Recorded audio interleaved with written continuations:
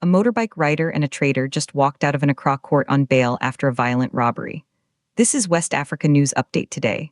Coming up, you'll discover how a stolen iPhone 16 Pro Max connects a machete attack to a shady deal and why the alleged accomplice is still on the run.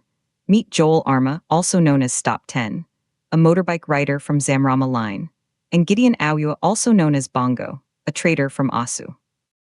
On January 2, 2026, at about 10 hours, their lives collided with a crime that would land them in court.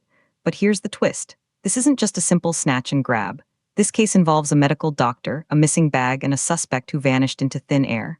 For Dr. Eva Vera Tede Fio, a resident of Dansaman, Sahara, that night changed everything.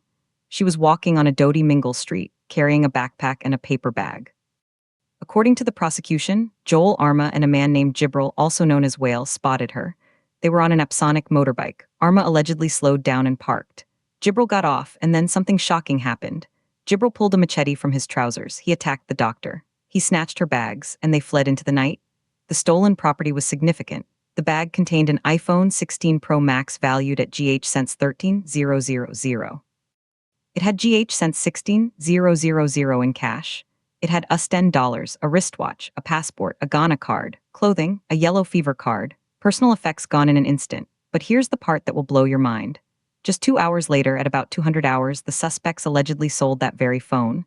They sold it to Gideon Awiwa, the trader, for GH2000. A phone worth 13,000 cedis, sold for 2,000. A massive discount for stolen goods. The doctor reported the crime. Police investigated. And on January 10, 2026, they arrested Joel Arma at his hideout in Bucum.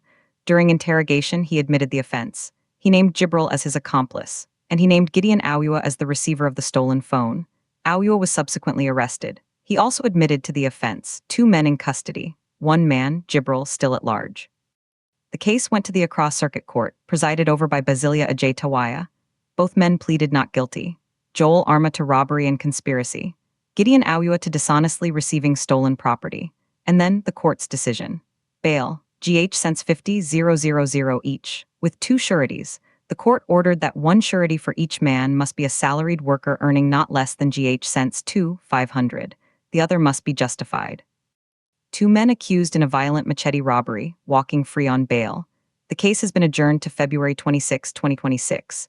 But here's what nobody's talking about: the tension in this ruling. On one hand, the principle of innocent until proven guilty, the right to bail. On the other hand, the gravity of the alleged crime, a machete attack on a doctor.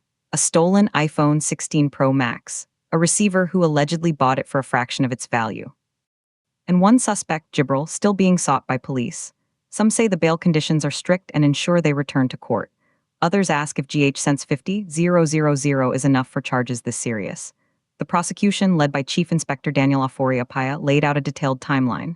The arrest, the admissions, the alleged sale. But the defense will have its day. The trial is set. The evidence will be tested.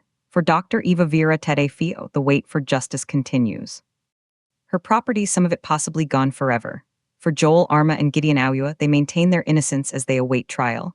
And for Jibril, the alleged accomplice with the machete, his whereabouts remain a mystery. This case is a snapshot of crime, commerce, and justice in Accra. A motorbike, a machete, a medical doctor, a midnight deal for a stolen phone, all now unfolding in a courtroom. Do you think granting bail in an alleged violent robbery case is the right call? Or does it risk undermining justice for the victim? Drop your take in the comments. Subscribe to West Africa News Update today for more breaking news from the region.